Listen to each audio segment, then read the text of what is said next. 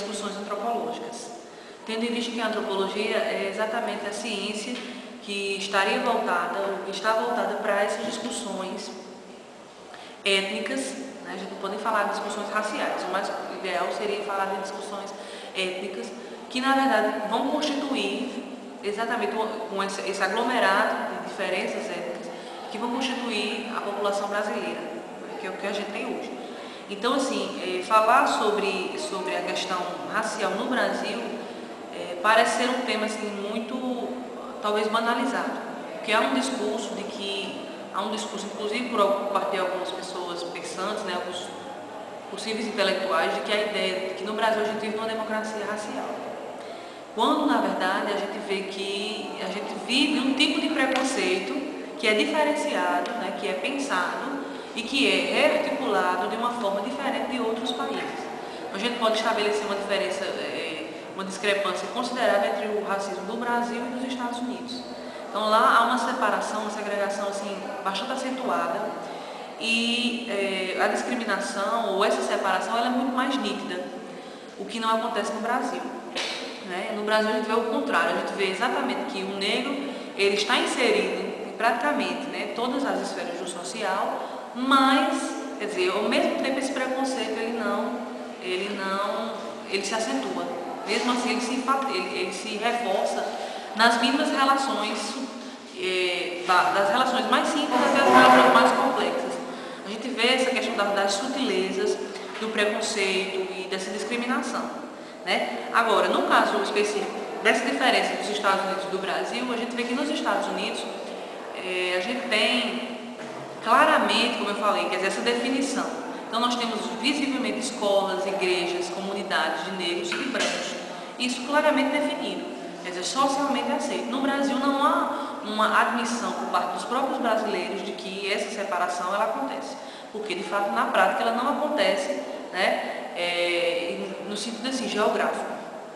Então a gente vê o negro, a questão mais central em relação à figura do negro, não só do negro, mas do índio, estaria remetida a questões de diferenciações de espaços de atuação dessas figuras. Então, no caso do negro, quer dizer, o que vai diferenciar, o que vai, vamos dizer assim, atenuar esse preconceito, né, com relação a essa figura do negro, seria basicamente o fator econômico. É aquela ideia de que o dinheiro ele branqueia a pele. Então, se o negro ele tem uma condição... Primeiro, quem é esse negro? Onde é que esse negro está inserido? Esse negro ele tem uma formação acadêmica ou ele não tem? Ele tem um trabalho? Qual é o trabalho do negro? É um trabalho manual, é um trabalho intelectual? Enfim, quer dizer, as questões e o tratamento ou a discriminação ela pode ser acentuada ou não, né, a partir da questão de classe, da questão socioeconômica, muito mais do que pela cor da pele. Diferentemente de outros, né, de outros países, a exemplo, como eu falei, dos Estados Unidos. Então, assim, a gente falar de uma democracia, a gente falar que houve um avanço, que houve... Bom, se nós formos comparar com o tempo, né, do modo de produção escravagista, a gente pode dizer que, claro, houve assim, avanços consideráveis, avanços muito significativos, mas em termos práticos a gente vê ainda muitas sutilezas, a gente vê piadinhas, brincadeiras, né, a gente vê até ditos populares, sempre uma ideia de denegrir, de menosprezar, sempre um sentido atribuído à figura do negro de uma forma pejorativa. Ao índio, da mesma forma, a gente vê o quê? Uma não... Primeiro que no caso do Brasil, o índio ele praticamente não aparece no cenário.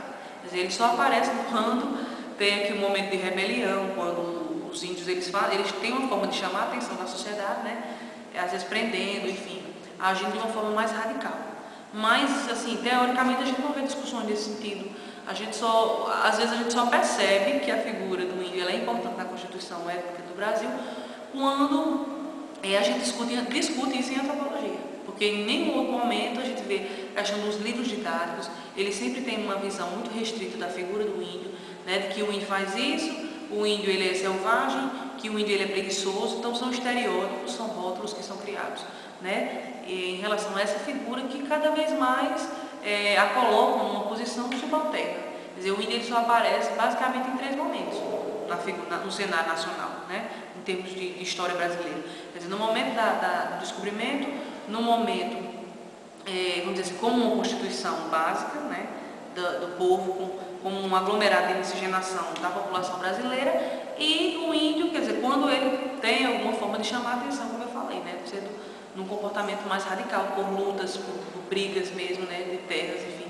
Então, no geral, eu acho que assim, para a gente encerrar essa discussão, que na verdade não se encerra, seria muito pertinente a gente enfatizar que essas figuras, a construção do índio, a construção do negro, a construção do branco, né, elas são recheadas de estereótipos e de construções históricas, né, sociais, que variam consideravelmente e que fazem com que a gente tenha pensamentos assim, bastante tendenciosos e que a gente, ao mesmo tempo, né, consiga abrir os olhos para perceber essas nuances, essas sutilezas dessa discriminação em relação principalmente ao negro e ao índio.